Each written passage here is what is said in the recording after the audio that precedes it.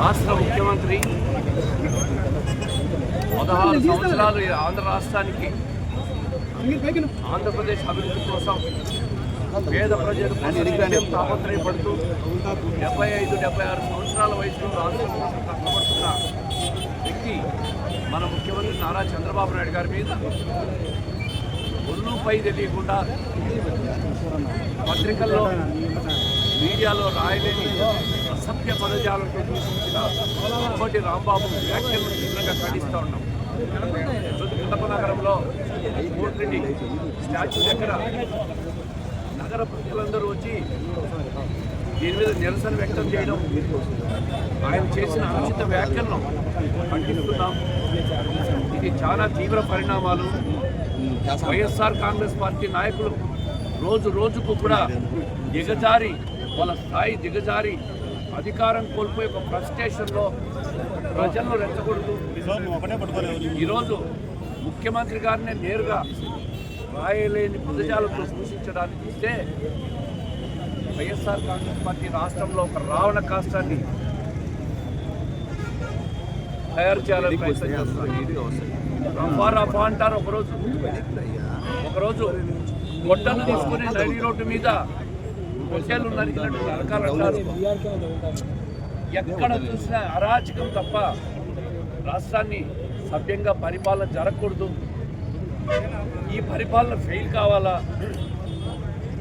ఏదో ఒక రకంగా ప్రజల్లో విషం చల్లాలా, విషం చిమ్మాలా ప్రభుత్వం మీద.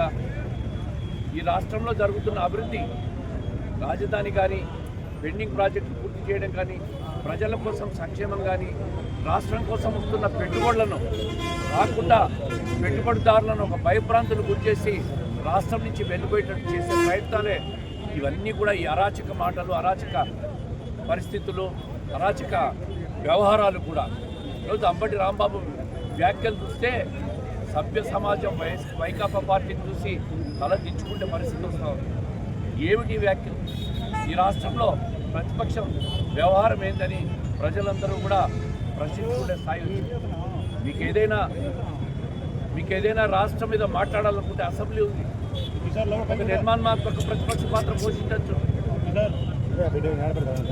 భాషను, సరైన భాషను వాడి విమర్శించండి.